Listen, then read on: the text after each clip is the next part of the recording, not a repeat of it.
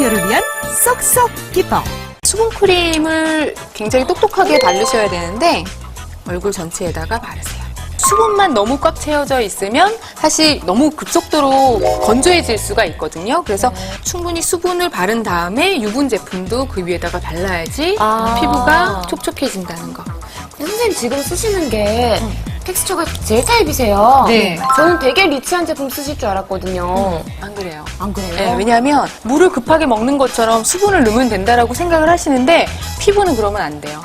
무조건 이렇게 뜯어지는 듯한 느낌이 좀 들거든요. 그래서 가벼운 젤 타입으로 수분을 채워 넣으면 훨씬 더 좋은. 그 다음에 마찬가지로 약간 유분감 있는 제품. 근데 수분이 그만큼 들어있는 제품을 사용을 하시면 되고요. 네. 이 제품은 약간 촉촉하고 글로시한 듯한 느낌이 들죠.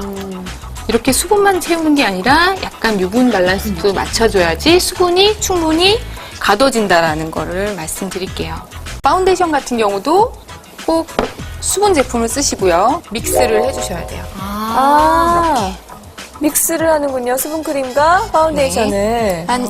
뭐 건조하다라고 생각을 하시면 수분 크림을 조금 더 양을 많이 하시면 되고요. 근데 이제 묽어지죠. 그래서 커버는 조금 덜 될 수가 있어요. 근데 오히려 피부가 당겨서 앞으로 피부가 주름이 하나가 더 생기는 것보다는 맞아요. 조금 더 피부를 좀 글로시하고 좀 가볍게 사용을 하시는 게 더 좋죠. 그래서 브러쉬로 쓸어서 이렇게 감듯이 쏙쏙. 쏙 집어넣으시면 돼요.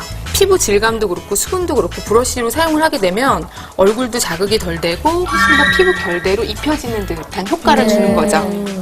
그 아무래도 얼굴이 각질이 일어난다거나 하면서 좀 지저분할 때 그걸 커버하겠다고 메이크업이 두꺼워지면 그게 더 티가 많이 나는 것 같더라고요. 그리고 화장이 들뜨고 나중에 이렇게 밀리는 경우가 생기는데 이렇게 브러쉬로 결을 방향대로 사용하시고요. 그 다음에 15도 각도로 이렇게 움직여 주시면 결도 안 잡히고 훨씬 매끄러운 피부가 연출이 되죠.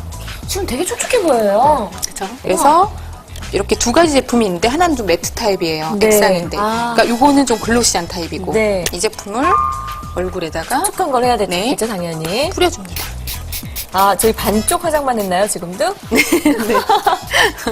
그래서 피부가 훨씬 더 촉촉하면서 오랫동안 유지되게. 당김이 없나요? 전혀 없어요. 전혀 없죠. 특히 이렇게 건초녀인 분들 같은 경우는 솜털이 굉장히 많으세요.